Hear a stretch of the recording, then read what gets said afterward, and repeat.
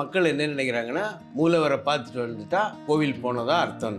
ஆனால் அவர்களுக்கு கோவிலுக்கு போன முழு பலனே கிடைக்காது. நம்ம பக்தர்கள் எல்லாமே நடமாடும் கோவில். அப்போ அந்த நடமாடும் கோவிலில் கொடிமரம் என்பது நம்மளுடைய முதுகெலும்பு. மூளை தான் ஆலமரம்னா விழுது என்ன? உங்களுடைய நரம்புகள் விழுது. அதானே தாங்கின்னு இருக்கு எல்லாத்தையும். இசைன்றதும் ஒழுங்குபடுத்தப்பட்ட ஓசை தான். அப்ப எந்த அதிர்வில் இருந்தால் வாழ்க்கை முன்னுக்கு வரும். புராதன கோவில் எல்லாம் நீங்க பார்த்தீங்கன்னா 4 வாசல். கிழக்கு வாசல்ல போனா வேற வாசல்ல தான் நீங்க வரணும். இதுதான் ப்ரொசீஜர். காரணம் என்னன்னு சொன்னா, அதாவது கெட்ட வினைகள் தீவினைகள் நம் பின்னாடியே கோவிலுக்கு வர முடியாது. வடக்குன்றது எப்பவுமே செல்வம். அதனாலதான் நம்ம இந்தியாலையும் பார்க்குறோம், தெற்கில் கல்வி அதிகம், வடக்கில் பணம் அதிகம்.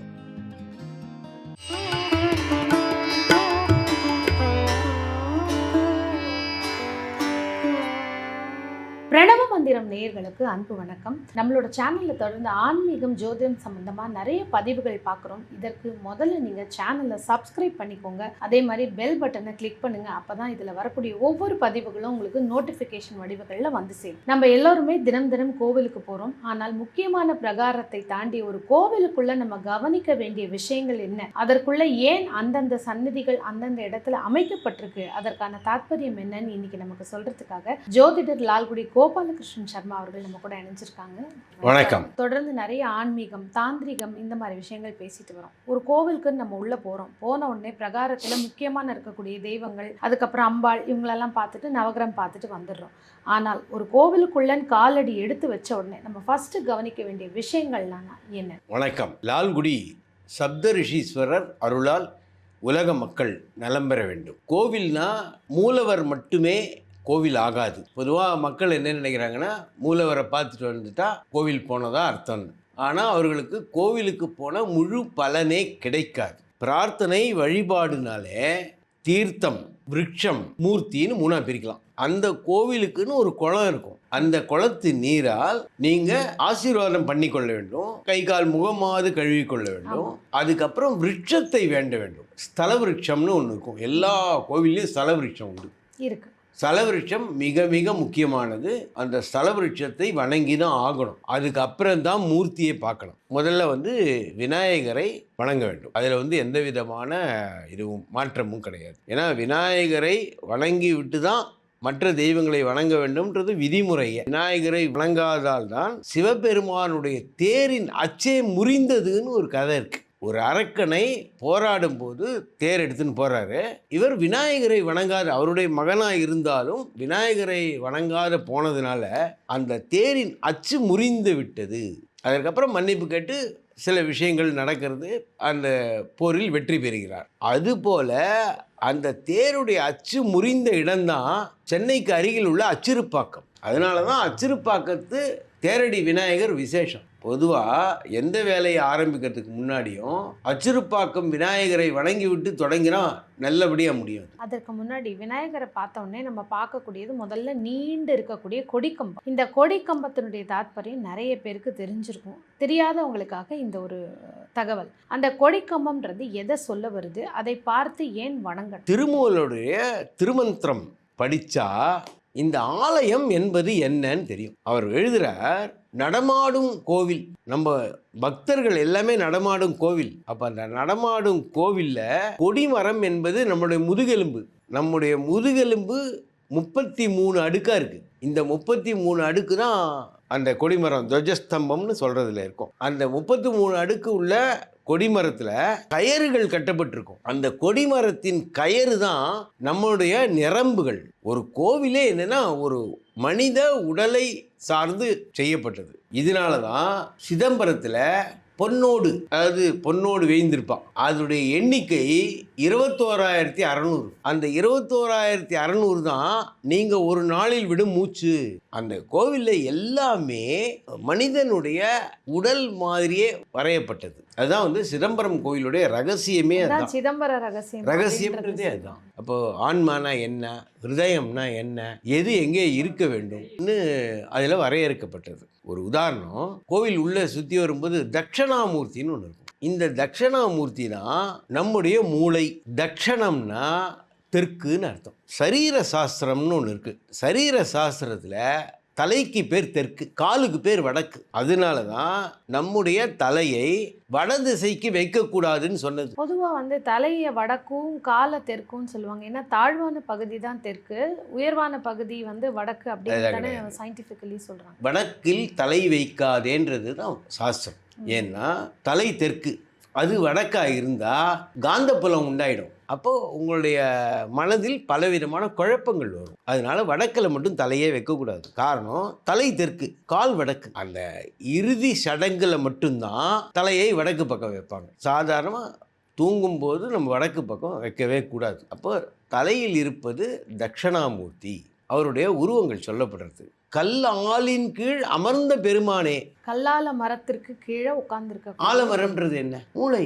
ஏன்னா அந்த ஒரு மரம் தான் விழுதுகளை விடும். மூளை தான் ஆலமரம்னா விழுது என்ன? உங்களுடைய நரம்புகள் விழுது, அதானே தாங்கிட்டு இருக்கு எல்லாத்தையும். அந்த மூளையின் கீழ் இருக்கக்கூடிய விஞ்ஞான பூர்வமாக சொன்னோம்னா பீனியல் கிளாண்டு. அந்த பீனியல் கிளாண்டுக்கு பேர் தான் தட்சிணாமூர்த்தி. இன்றைக்கும் விஞ்ஞானிகள் மருத்துவர்கள் சொல்கிறான், அதில் தான் அதிகப்படியான நினைவு, புதிய சிந்தனை எல்லாம் உண்டார இடம் வந்து பீனியல் கிளாண்ட். எல்லாமே மனிதனுடைய உடலை போன்றது. கண்களை காணா மணி விளக்கேன்ட்டார். விளக்கு எதிரானா கண்ணு. நாதம் எழுப்புற மணி எது அப்படின்னா வாய். ஒவ்வொரு பொருளும் ஒவ்வொரு விஷயத்துக்காக சொன்னது. அப்ப இந்த கோவிலில் இருக்கக்கூடிய மணி வந்து நமக்கு ஒளி தத்துவத்தை தாண்டி என்ன விஷயத்த சொல்ல? ஒரு இடத்தில் நல்ல அதிர்வுகள் உண்டானோம்னு சொன்னா ஓசை தேவை. இசைன்றதும் ஒழுங்குபடுத்தப்பட்ட ஓசை தான். அப்ப எந்த அதிர்வுல இருந்தால் வாழ்க்கை முன்னுக்கு வரும். இப்போ சிதம்பரத்துல மிக மிக முக்கியமானது கோவில் இல்லை, அங்கே கட்டப்பட்டிருக்கிற மணி. அந்த மணியின் நாதத்தை கேட்கும் போது உங்களுக்கு ஆயுள் கூடுகிறதுன்றான். அந்த மணியுடைய ஓசை ரொம்ப விசேஷமானது. அது மட்டும் இல்லை, பழங்கால கோவில்ல சில தூண்களிலிருந்து சொரவரிசை வரும். ஆமா, ஓசை வரும். அதெல்லாம் ஏன் பண்ணாங்கன்னா இசை. கோமதி சங்கரன் கோவில்ல வரும், சங்கரனார் கோவில் பல கோவில்ல இருக்கு. கர்நாடகாலையும் சில கோவில்ல எல்லாம் இருக்கு.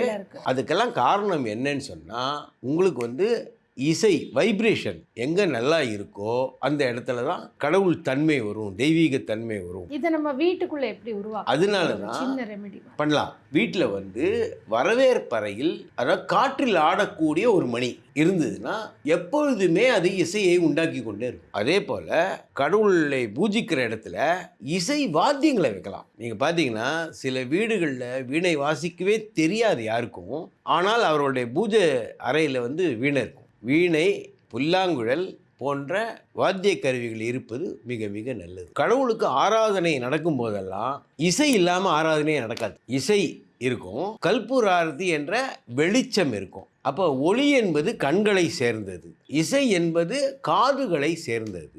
இது நடுவுலையே நறுமணமான பொருட்கள் தான் வைப்போம். அந்த நறுமணம் என்பது நம்ம மூக்கை சேர்ந்தது. ஐம்புலன்களையும் வந்து அதில் அர்ப்பணிக்கிறோம். ஆரத்தி எடுக்கும்போது நாம் ஏதாவது ஒரு பாசுரமோ தெய்வீக பாடலோ பாடுறோம். அப்படி ஒன்றும் இல்லைனாலும் ஓம்னாது சொல்கிறோம். அப்போ வாய் ஈடுபடுகிறது. ஐம்புலன்களும் அதோடு சேர்ந்த மனமும் ஈடுபட்டாதான் பக்தியே வரும். இது மாதிரிலாம் பண்ணினால்தான் கோவிலுக்கு போனதுக்கான பலன் கிடைக்கும், பலாபலன். அதே மாதிரி நம்ம விழுந்து வணங்கக்கூடிய இடம் கொடிமரம் ஒன்று தான். மற்ற பிரகாரத்தில் பண்ணக்கூடாது. காரணம், எல்லா சன்னதிகள்லையும் தேவதைகள் இருக்கும், கண்ணுக்கு தெரியாத தேவதைகள் இருக்கும். அப்போ அந்த தேவதைகள் மேல் நம் கால் படக்கூடாது. அதனால தான் கொடிமரத்துக்கு வந்து தான் வேண்டணும். கோவிலுக்கு போய் பிரார்த்தனை முடிந்த பிறகு கொடிமரத்து பக்கத்தில் 24 நிமிஷம் உட்கார வேண்டும். அதனால தான் அது ஒரு நாழிகைன்னு சொல்லிட்டேன். பெரும்பாலானவர்கள் அதை செய்கிறதே கிடையாது. ஏன்னா அந்த இடத்துல உட்கார்ந்து தியானம் செய்யணும். அப்பதான் பலனே. போனோம் வந்தோம் அது மாதிரி கடைக்கு போன மாதிரிலாம் வர முடியாது. ரெண்டாவது, நீங்கள் எந்த வாசல் வழியாக போகிறீர்களோ அந்த வாசல் வழியாக திரும்பி வரக்கூடாது. நிறைய கோவில்ல ஒரு வாசல் தானே இருக்கும். புராதன கோவில் எல்லாம் நீங்கள் பார்த்தீங்கன்னா 4 வாசல் இருக்கும். கிழக்கு வாசலில் போனால் வேறு வாசலில் தான் நீங்கள் வரணும். இதுதான் ப்ரொசீஜர். காரணம் என்னன்னு சொன்னால், அதாவது கெட்ட வினைகள், தீவினைகள் நம் பின்னாடியே கோவிலுக்கு வர முடியாது, அதை அங்கேயே விட்டுடுவோம். ஆனால் திரும்பி வரும்போது திரும்பி பிடிச்சிரும். அப்போ கோவிலுக்கு போனதான பலனே கிடையாது. அப்போது எந்த வாசல் வழியாக போனோமோ அந்த வாசல் வழியாக வரக்கூடாதுன்றது முதல் ஐதீகம். அது பெரும்பாலும் இவங்க யாரும் அதை பற்றி யோசிக்கிறதே கிடையாது. என்னென்ன காரியத்துக்காக நம்ம போகிறோமோ அதுக்கு ஒவ்வொரு வாசல் இருக்குது. கல்வி விஷயமா போகிறோம்னா கிழக்கு வாசலில் போகும். ஞானம் சேர்ந்து போனோம்னா மேற்கு வாசலில் போகும். தன விஷயங்கள் கிடைக்கணும் அப்படின்னா வடக்கு வாசலில் போகும். கல்வியில் பெரிய அளவுக்கு முன்னேற்றங்கள்லாம் வரணும்னா தெற்கு வாசலில் போகும். இந்த கல்வி, அதாவது புத்தக கல்வி, உலகியல் கல்வின்னாலே அது தெற்கு. ஏன்னா தெற்குன்றது தான் அறிவு, வடக்குன்றது எப்போவுமே செல்வம். அதனால தான் நம்ம இந்தியாவிலையும் பார்க்குறோம், தெற்கில் கல்வி அதிகம், வடக்கில் பணம் அதிகம். நம்ம உடம்பே பார்த்தீங்கன்னா தெற்காகிய தலை குறுகி இருக்கு, வடக்காகிய உடம்பு அதிகமாக இருக்குது. இதுதான் தெற்கு தேய்கிறது, வடக்கு வளர்கிறதுன்ட்டான். இப்போ இன்னொரு கோவிலுக்குள்ளே போகும்போது நம்ம கவனிக்க வேண்டிய ஒரு அடுத்த முக்கியமான விஷயம்னா யாழிகள் இருக்கும் அந்த இடத்துல. அந்த யாழிகள் எதற்காக அமைக்கப்பட்டது, அங்கே நம்ம என்ன பண்ணணும்? யாழிகளுக்கு ஒரு தெய்வீக சக்தி என்னன்னு சொன்னால், நம் உடம்பில் உள்ள நோய்களை போக்கக்கூடியது ஒன்று, அதிர்ஷ்டத்தை உண்டாக்கக்கூடியது யாழி. இவங்க யாருமே நல்ல நுணுக்கமாக யோசிச்சா யாழியை தனியாக சன்னதி மாதிரி வழிபடுறதே இல்லை. ஆனாலும் யாழி இல்லாத இடமே இருக்காது, எல்லா தூண்லேயும் இருக்கும். அது இது தவிர மேலேயும் மாடத்துலேயும் யாழிகள் வரையப்பட்டிருக்கும். இந்த யாழிகள் என்பது அதிர்ஷ்டத்தின் சின்னம். வீடுகள்லேயே ஒரு யாழியுடைய படமோ மரத்தால் செதுக்கப்பட்ட பொம்மையோ உருவமோ இருந்தால் வீட்டில் அதிர்ஷ்டம் வரும். இதை நான் கண்கூட பார்த்துருக்கேன். அந்த யாழிக்குன்னு ஒரு விசேஷ தன்மை இருக்குது. அது சும்மா ஒரு ஓவியன் வரைந்ததோ இதுவோ கிடையாது, சிற்பி வரைந்ததோ கிடையாது. நீங்கள் பாருங்கள், எல்லா கோவிலையும் யாழி இருக்கும். இல்லை, இசைக்கருவின்னு நீங்கள் பேசினப்போ அந்த வீணையில் கூட வீணையிலையும் யாழி இருக்கும். அந்த யாழி என்பது அதிர்ஷ்டத்தின் மறு உருவம். இதை சீன தேசத்தில் அவர்களுடைய நாட்டின் சின்னமாகவே வச்சுட்டான். Dragon power. இப்போ கிட்டத்தட்ட உலகத்தையே ஆளக்கூடிய வல்லமை உள்ள தேசங்களில் சீன தேசம் ஒன்று. அந்த டிராகனுக்குன்னு சக்தி உண்டு. இந்த யாழி என்பது என்னன்னா ராகு. தலை மாறுபட்டிருக்கும், உடல் மாறுபட்டிருக்கும். ராகு கேதுன்னா அதுதான் வந்து விசேஷமான தன்மை. பொதுவாகவே அந்த முகம் மாறுபட்ட கடவுள் எல்லாருமே கேதுவாகவும், அதாவது உடலே இல்லாத தலை மட்டும் இருக்கக்கூடியது ராகுவாகவும் வேண்டப்படுறது. ஒரு உதாரணம், மாரியம்மன், அங்காள பரமேஸ்வரி பார்த்தீங்கன்னா முகம் மட்டும்தான் இருக்கும். அப்போ அது ராகு பகவான். முகம் மாறுபட்டு இருக்கு, அதான் முகம் வந்து மனித முகம். பிரத்யங்கரா தேவி, ஆமா, சரபேஸ்வரர். இதுவே முகம் வந்து விலங்குகளுடைய முகம், உடல் வந்து மனித உடல். இது வந்து கேது. அதனாலதான் விநாயகர், அனுமார், நரசிம்மர், ஹயக்ரீவர். அப்போ ராகு தோஷம் இருந்தால் அங்காள பரமேஸ்வரி இந்த மாதிரி கடவுளை வணங்குவதும், கேது தோஷம் இருந்ததுன்னா விநாயகர், நரசிம்மர், அனுமார் இவர்களை வேண்டுவதும் ஒரு வழக்கமாக இருக்கு. மிருக முகம் இருக்கக்கூடிய கடவுள். ஆமாம், இதனால தான் யாழியுடைய விசேஷமே முகம் வேறு உடல் வேறு. அந்த மாதிரி இருந்தாலே ராகு கேது சேர்ந்தது. சாயா கிரகங்கள் தான் வாழ்க்கையை நடத்தி கொடுக்கின்றனன்னு ஒரு சாஸ்திரமே சொல்றது. அதுக்கு பேர் சாயா நாடினே பேர் ஜோதிடத்தில். மொத்தம் எவ்வளவு காலம் இருக்கு? இறந்த காலம், நிகழ்காலம், எதிர்காலம். ஆனால் நிகழ்காலம் என்று ஒன்று கிடையவே கிடையாது. நம்ம வாழ்ந்துட்டு இருக்கிறது நிகழ்காலம். பிறக்கும் போதே இறந்து போகும் குழந்தை, நம்ம பேசும்போதே அது இறந்த காலம் ஆயிடும். அப்போ ரெண்டே காலம்தான், இறந்த காலம் ஒன்று, எதிர்காலம் ஒன்று. அப்போ இறந்த காலம் என்பது கேது, எதிர்காலம் என்பது ராகு. இது ரெண்டும் சேர்ந்த உருவம் தான் யாழி. அதை வேண்டுவதால் நமக்கு எல்லா விதமான நலன்களும் கிடைக்கும். அதே மாதிரி கடவுளுடைய சந்நிதிக்குள்ள போகும்போது மூலவருக்கு முன்னாடி 2 பக்கம் பிரம்மாண்டமா நிற்பாங்க 2 பேர். அவங்க யாரு, அவங்கள நம்ம ஏன் வணங்கணும் அப்படிங்கிறதுக்கான துவாரபாலகர்களுடைய அனுமதி இருந்தால்தான் பகவான் உதவி செய்வார்னு சாஸ்திரம் சொல்றோம். அந்த 2 துவாரபாலகரையும் நம்ம வணங்கி தான் ஆகணும். இப்போ பெருமாள் கோவிலில் போனால் ஜெய விஜயன்னு 2 பேர் இருப்பாங்க. இது மாதிரி ஒவ்வொரு அம்மனுக்கும் 2 துவாரபாலகர் உண்டு. அவர்களுடைய அனுமதி பெற்று தான் நம்ம போகணும். அதே மாதிரி சிவன் கோவிலுக்கு போனால் நந்தியை வணங்காமல் சிவனை வணங்கவே கூடாது. இல்லை, சிவன் வணங்கிட்டு நந்தி காதில் நம்ம வேண்டுதல்லாம் சொல்கிறோம். அது வந்து பிற்காலத்தில் ஏற்பட்டது. பொதுவாக நந்தி வழிவிட்டு தான் சிவனை பார்க்க முடியும். இப்போ நந்தியை முதல்ல வேண்டணும். எடுத்த உடனே சிவனை வேண்டாங்க, அப்புறம் நந்தி வேண்டாங்க. நந்தி என்பது தடைன்னு பேர். நம்ம காரியத்தில் தடை ஏற்படக்கூடாதுன்னு சொன்னால் நந்தியை வேண்டாம். அப்போ இது போல கடவுளை மட்டும் வேண்டாது, பரிவார தேவதைகளையும் வேண்டினாதான் பலன் கிடைக்கும். அந்த பரிவார தேவதைகள் மிக மிக முக்கியம். இந்த நந்தியிலேயே 2 விதம் இருக்கு.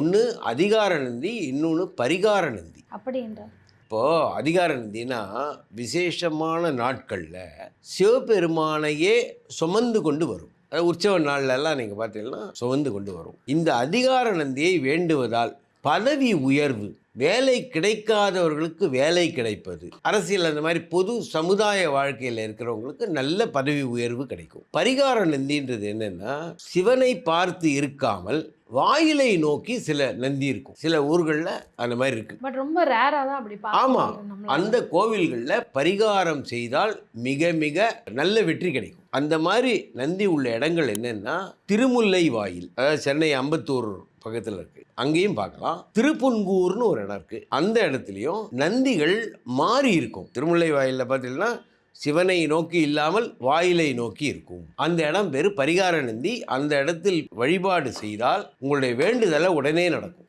அதான் அங்கே விசேஷம். ஏன்னா நந்தி என்றாலே தடைன்னு அர்த்தம். அந்த தடை விலகணும் தானே நம்ம போகிறோம் கோவிலுக்கு. அப்போது நந்தி வழிபாடு மிக மிக முக்கியம். இன்றைக்கி கோவில் சம்மந்தப்பட்ட நிறைய விஷயங்கள் நம்ம பேசியிருக்கோம். கவனிக்க வேண்டிய விஷயங்கள் என்ன, எப்படி வழிபாடு பண்ணணும், இதை தாண்டி இன்னும் நிறையா இருக்குது. தொடர்ந்து நேயர்களுக்கு தரலாம். நன்றி, வணக்கம்.